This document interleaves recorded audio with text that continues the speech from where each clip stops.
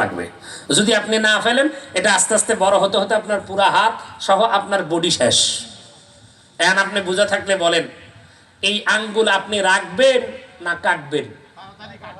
জোরে জোরে জোরে কাটবেন। আচ্ছা, খুব ভালো করে বুঝবেন, 1 লক্ষ টাকা আপনার হালাল টাকা, কিন্তু এই পুরা বডিটাকে বাঁচানোর জন্য যেমন আঙ্গুলটা কেটে ফেলে দিলেন, ঠিক ওই 1 লক্ষ টাকার থেকে ওই পুরা টাকাটাকে আপনাকে হালাল পন্থায় হালাল ভাবে বাঁচানোর জন্য 2500 টাকা আপনার ওখান থেকে কর্তন করতে হবে।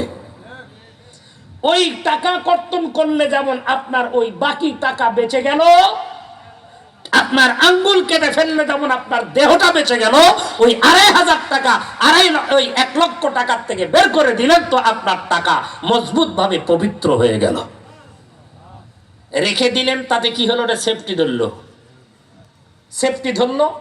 ওটা দিয়ে আপনি সুন্দর করে ভাত না খাইলেন, বাজার করতেছেন, ওর সঙ্গে কোটি কোটি টাকা আসলো, সব আপনার হারাম। খাবেন, ওযু হবে না, গোসল হবে না, নামাজ হবে না, রোজা হবে না, হজ হবে না, যাকাত হবে না, কিচ্ছু হবে না। কিয়ামতের ময়দানে এত আমল করার পরেও আপনার আমল নামায় জিরো।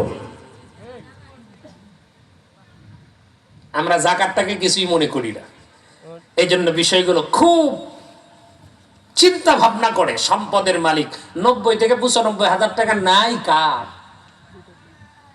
এখন তো ভিক্ষুকরাও ভিক্ষা করে, হে টাকাও সুদে লাগায়। ওই দেখ কয় পাকা পানি।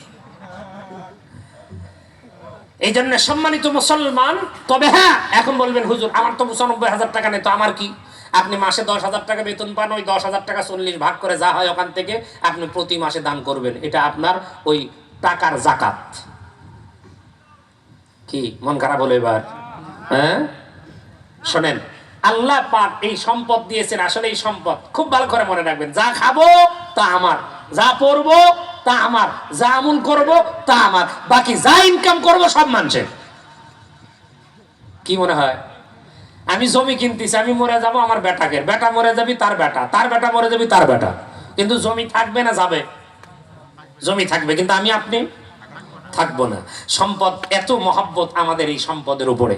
এই জন্য বলতেছি, আল্লাহ পাক যেই বিধান দিয়েছেন এই বিধান মোতাবেক আপনি চলেন, জিন্দেগিতে আপনার সংসারে অভাব অনাটন আসবে না ইনশাআল্লাহ।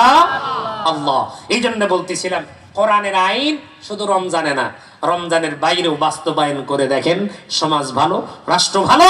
তাতে কি হবে? আপনার ওই যে রশি আর উল্টা দিকে ঘুরবে না। যদি কোরআনের আইন বাস্তবায়ন হয়, তখন আপনি নামাজ বাধ্যতামূলক। সংসদে যখন নামাজের আইন পাস হবে, একজন চৌকিদার আপনাদের এই মসজিদে এখানে খাতা নিয়ে থাকবে। ফেরেশতা যেটা আছে, ফেরেশতা তো আল্লাহর কাছে জমা দেবে, আর চৌকিদার নিয়ে যা জমা দিবি থানাত। থানাত জমা দেওয়ার পরে কত রে? কয় 180 জন মানুষ নামাজ পড়ছে, কয়জন? কয় 20 জন। পড়েনি কয়জন? কয় 100 জন। কয় 160 জন বা 50 জন বলে ধরে নিয়ে আয়। ব্যাগ ঠিক নিয়ে যে ঠিকঠাক মতো এসে নামাজ পড়িস নিকে, সঠিকভাবে হিসাব যখন দেবে তো ভালো, না হলে যা 3 মাস আগে জেল খা, তারপরে বাড়ি যাব। এই রকম করে যখন প্রত্যেকটা মসজিদে একটা করে চৌকিদার দেওয়া হবে, আর যদি হাজিরা করা হয়, আপনার আমার মসজিদ 3 তলা হতে সময় লাগবে না, বাইরেও মুক্তাদি দেওয়ার জন্য জায়গা দেওয়া লাগবে। কথা কোন ঠিক কিনা? আমি হুজুরের ওয়াজ দিয়ে নামাজ কায়েম হবে না। 2 নাম্বার, যাকাত ভিত্তিক অর্থ ব্যবস্থা আমি হুজুরের ওয়াজ দিয়ে হবে না। সুদ বন্ধ করতে হলে আমি হুজুরের ওয়াজ দিয়ে বন্ধ হবে না। বন্ধ করতে হলে কোরআন নবীর সুন্নাহ সংসদে পাঠাইতে হবে। ওই সকল মানুষদেরকে যারা সংসদে গেলে কোরআন এবং সুন্নাহর আইন পাস করবে, ওই সকল মানুষদেরকে আমরা আগামীতে বাংলাদেশের সংসদে দেখতে চাই। কথা বলেন ঠিক না বেঠে?